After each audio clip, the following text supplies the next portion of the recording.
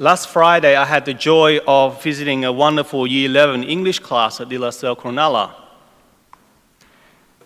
And during the lesson, the teacher reminded the class that this Sunday was to be Father's Day.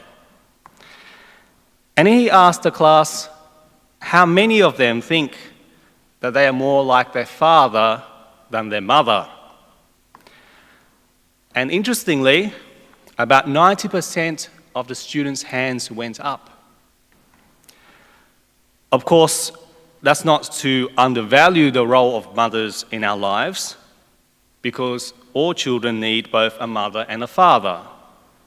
Both of these are indispensable to the healthy growth of a child. But just a quick survey of this mixed class of boys and girls showed the enormous influence that a father has on his children. So on this Father's Day, it's worth reflecting upon the important role of Christian fathers in our lives. In a way, fathers are like watchmen for their children. Just as the prophet Ezekiel was appointed as sentry to the house of Israel in today's first reading, so too is a father a sentry for his family. As a sentry is entrusted with the role of protecting the nation's borders, so too is a father entrusted with the responsibility of protecting his family from any potential harm. And just as Ezekiel was charged with the task of leading wicked men back to God, so too is a father charged with ensuring that his children are led away from the wrong path and towards the right path in life.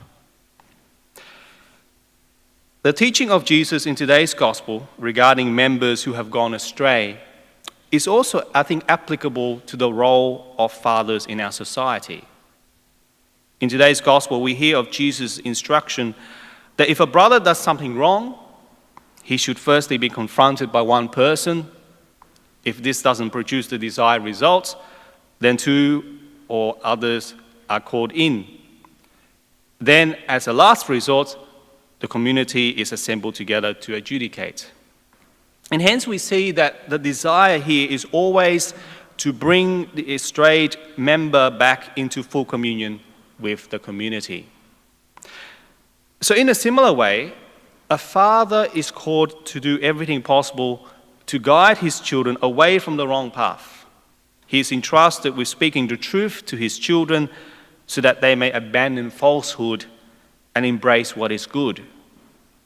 A father is called not to abandon his children regardless of how difficult things may be, but continue to try new ways to ensure the safety and long-term happiness of his children. In carrying out these responsibilities, I think fathers not only protect their children, but also show them, by example, a couple of very important Christian principles which are vital for developing any person into to produce a fruitful spiritual life. The first of these is that fathers show their children that Christian life is not a self-serving, inward-looking life focused only on oneself. That Christian life is not just a private matter between myself and God. Rather, by upholding their responsibilities, fathers show their children that Christian life concerns others as well. By their example, fathers can show their children how to live the command of love your neighbor as yourself, which we heard St. Paul in today's second reading describe as the answer to every one of the commandments. The protection that a father offers to his children could actually be a glimpse, could be their glimpse into the self-giving love and concern that they need to offer to others in their Christian life. Secondly, I think a father who carries out his role properly not only shows forth the nature of Christian spirituality in caring and protecting the weakest members of the community, but also the need to lead those who have gone astray back to the right path by speaking the truth in love.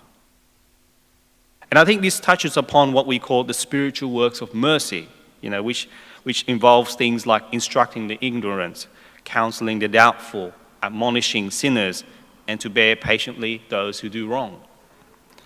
And so fathers can teach their children the way to proclaim truth and goodness to others in our world.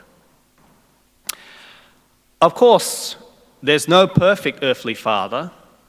The only perfect father that we have is our Father in heaven. And of course, not everyone has had a good relationship with their father.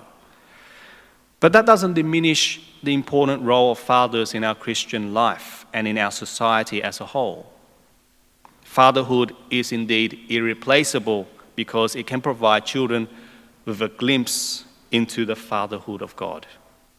So as we celebrate Father's Day today, let us give thanks for all the fathers who have in some way shown us something of the fatherhood of God. We give thanks for those men who have been sentries in our lives, leading us away from the wrong path and showing us that our life of faith is not just about ourselves, but also about leading others to truth and goodness as well. And may God bless all fathers and help raise more to carry out the enormous responsibilities that have been entrusted to them.